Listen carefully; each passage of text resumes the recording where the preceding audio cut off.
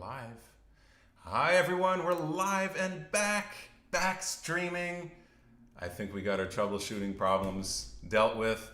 It's going to be a slightly short stream. The following stream is going to be Friday at 12, our usual time. We will be looking at Debussy Rêverie. I haven't looked at that piece in ages. I haven't looked at it yet. I taught it once, never really played it or performed it.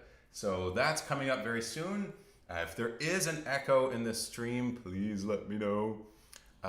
In the spirit of the last stream also, I'm going to play in a little Mendelssohn for you and talk about it. We'll be deleting that last stream there. And that's it, okay? So let's get on with the Mendelssohn Songs Without Words. As I mentioned in the last stream, the Songs Without Words are, they're written the same way as the German lieders that Schubert writes, Brahms, and so many other composers, Schumann, Wolf. And the tradition of these songs, lieder means song in German, is to have someone singing and someone playing the piano. So there are songs that are written for piano and voice, and they are so beautiful. So Mendelssohn does something really different in that he's writing something in the same style without the singer, just for the piano, no lyrics. So they're called Songs Without Words. There are 49 of them. They are beautiful pieces. If you're not familiar with them, check them out. Some of them are not so complicated and suitable for, rather intermediate students. Some of them are quite difficult, and all of them have titles. And for the record, the titles are not written by Mendelssohn. So take them with a grain of salt, I like to say. They're not his titles. Actually, I don't think Mendelssohn did very much programmatic music at all. So that's it. Okay, so we're going to play this Song of the Pilgrim. Here we go. This is called Song. There's this title he didn't write, but this is Opus 67, number 3, and possibly my favorite one. Okay? Hi, Jessica. I'm learning the Rêverie right now. What time did you say the live stream on Friday? We'll be at 12 Eastern time. That's awesome. I'm happy you're looking at that. And hi to everyone joining the stream. My wife is calling me right now, so I'm a little... I really want to text her and tell her everything is okay here, and I shouldn't be doing this on the live stream, but I'm going to do it anyway. Hi, sweetie. I'm live streaming right now. Everything is okay. There we go. Put that down so I don't see it. Okay, so here we go. Here is Song of the Pilgrim by Felix Mendelssohn. I absolutely love this piece. And I'm really sorry my piano's out of tune. It's getting tuned next week.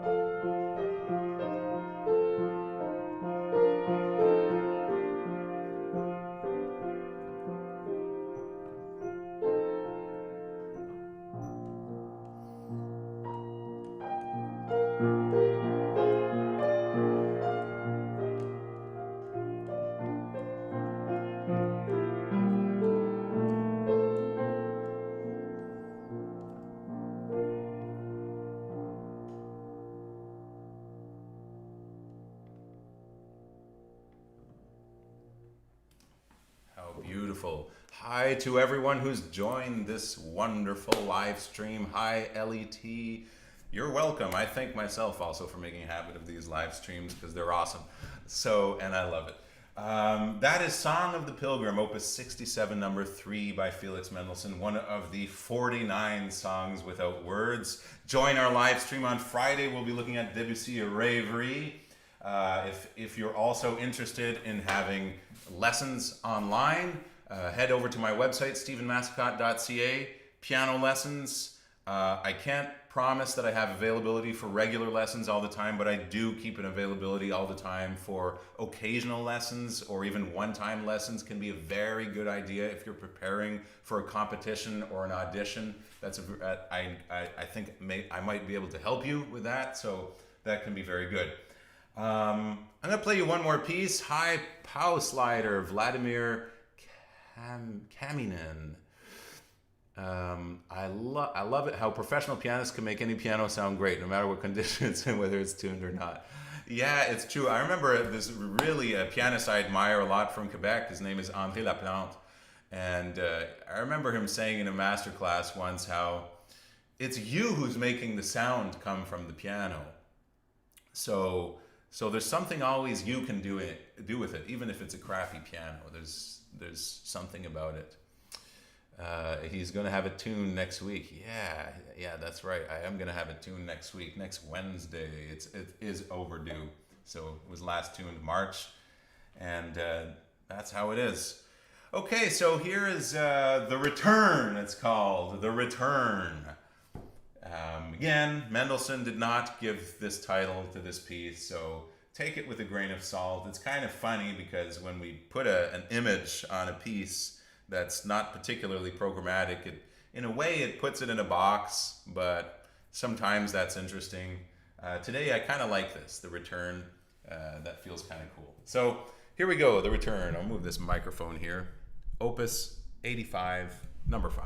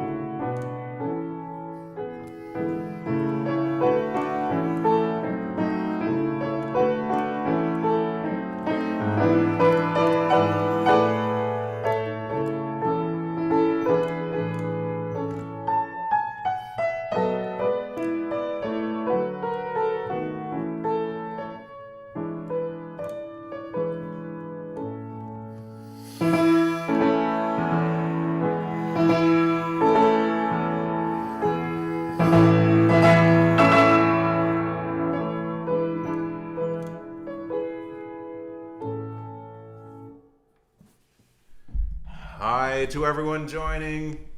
That was Opus 85, number 5, The Return, a song without words by Felix Mendelssohn.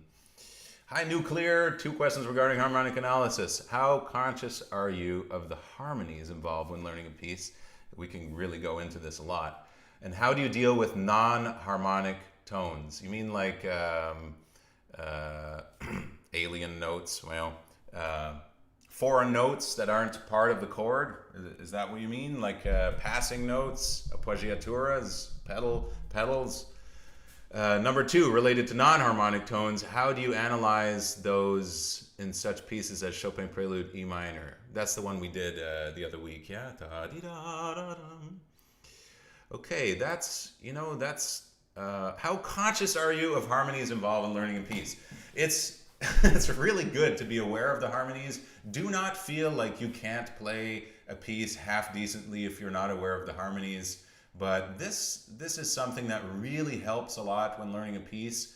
You know, the more theory you understand, the more dimensional the music becomes. It's like seeing music in black and white or in color, or seeing music in color or in 3D or 5D, multi-dimensional. It really adds an extra dimension to understanding the music. It's not necessary most of the time to do a complete harmonic analysis, because can be extremely complicated and complex, especially in music like Chopin. Part of my doctorate thesis was actually on this. So harmonic, what's really important at least is that you're aware of the keys, the tonalities. When are we in, A major? This piece is in A major. Where is the dominant chord?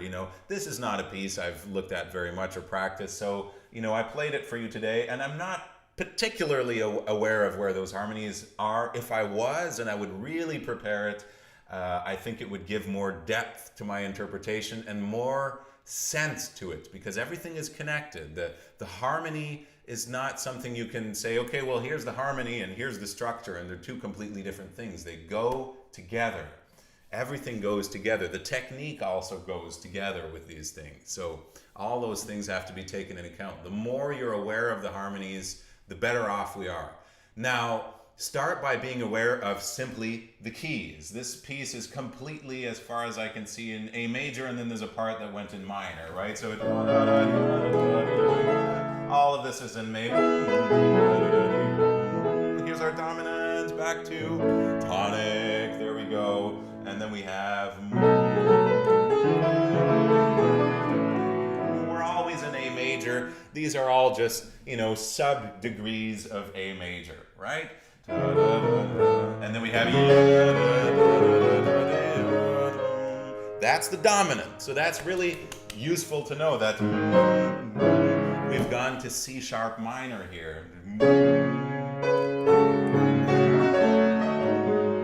If you're a real analytic freak and you love analyzing music, then you can go a little more in depth and see, where is the chord that had a double function. It switched from going from A minor, and now this chord is both maybe, we're not going to get into that here. It's a little too complicated, and I would probably have to look at it before doing this.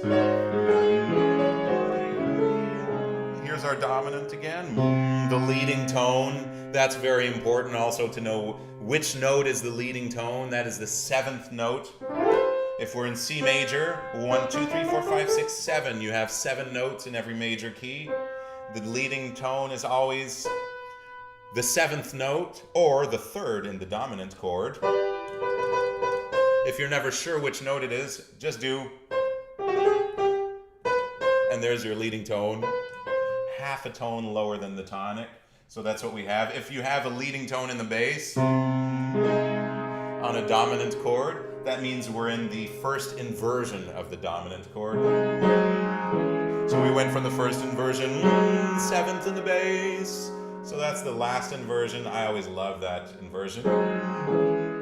Here's an incomplete cadence. Back to C minor, first inversion. We don't have C sharp in the bass. C sharp minor, I'm sorry. C sharp in the bass.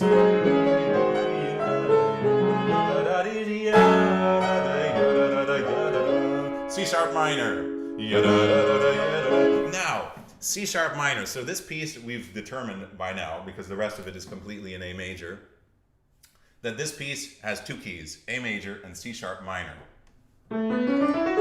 What is C sharp minor's relationship to A major? What is that relationship? Can anyone answer the question? I'm not going to wait. It's the 3rd degree, right? There we go. You're allowed to ask any questions, Nathaniel, and anyone listening, any questions, but I'm going to keep this live stream relatively short because I risk to be interrupted. So C sharp minor is the third degree in A major. Interesting. So now we've found that pivot chord. What is the chord where we're pivoting from one key to another, right? And that's what's going to happen. The dominant tonic, the dominant, the dominant. So at this point,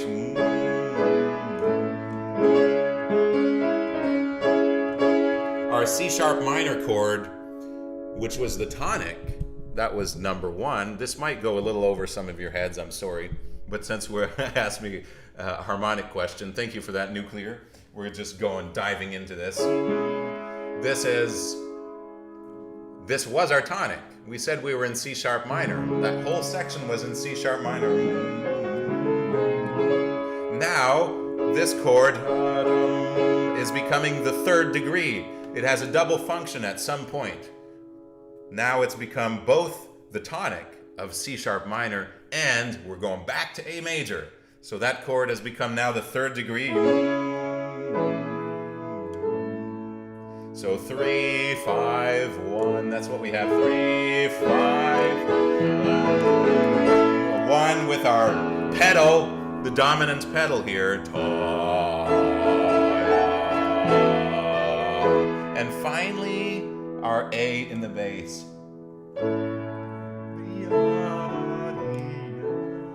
I love to bring out that lower voice there since we've had it before.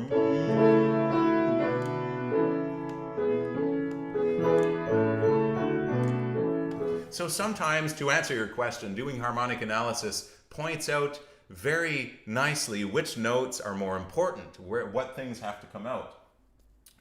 And sometimes if you go really complex, certain things can make a lot more sense. And knowing those chords that have double functions might make you play it a little bit differently. So I hope that answers your question. I'm not sure what you meant with the non-harmonic tones, if that's like something like, are you referring to atonal music, or rather passing notes, like if you have them, well, we have a bunch of passing notes in the left hand. This is a non-harmonic tone. I think that's what you're talking about. Here's my question. Do you keep track of how much you practice a day and have a certain number of hours you try to practice every day? It's a good idea to keep track of how much you practice, especially when, for me personally, since you asked, for me, it's really become a habit, and it depends how much work I have to do. I have less work these days in lockdown land, where we're not giving so many concerts, but doing other things. So it just depends. It's not a bad idea to keep track. I remember back in university, a bunch of us started keeping practice journals where you would journal and write exactly the time.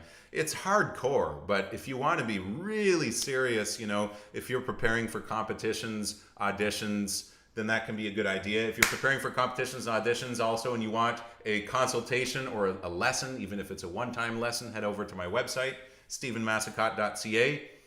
Our next live stream is going to be Friday. We're going to do a Rêverie by Debussy, Rêverie. So I will be printing that out, and hopefully I'll have time to look at it a little before to give you a little more in-depth. And that's it. So yeah, I hope that answers your question, Nathaniel. Have a certain number of hours, try to practice. In university, I think it depends again how serious you are. If piano is a hobby, then of course you want to invest the time in your hobby so that you actually get the results. An hour a day. If you really don't have time, then maybe half an hour a day, but you try to be consistent. And then if you're more serious and you really love it, then 2 hours a day can be very good. When you're not used to practicing many hours a day, it can be a little tough at first, so try to stretch gradually the time you practice. And when you're in an environment, especially in a collegial or university environment around a lot of musicians, it can be very easy to practice 4, 5, 6 hours a day. I think 4 or 5 hours is a pretty good number. Going beyond that, practicing 8 hours a day always risks could be a waste of time depending on how you're working. So you don't necessarily have to practice 8 hours a day, even if you're super, super serious and strict preparing for a competition.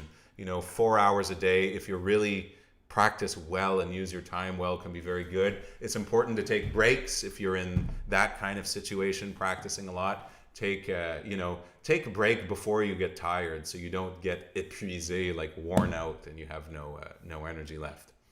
We'll have to do a live stream in French someday, or maybe some videos in French for the French audience. That's it, guys. We're gonna end the stream there before we get interrupted. And next one is Friday at 12 Eastern Time, Debussy Rêverie. And one more thing, I'm gonna try a new thing on Patreon. If you're not interested in having lessons, or for whatever reason you don't feel like doing it, and you just want to send me a video and have some comments, I'm now doing that on Patreon. Okay, I have to update the whole Patreon thing, but for the Patreon subscribers who want to, send me a video as often as you like, upload it to Google, YouTube, wherever, and I will write you some comments on your playing. So again, if you're doing, preparing for a competition or something, or an audition, and you want to succeed, that could be a good idea. If you want to have some comments, I will be happy to do that for you and listen to you play.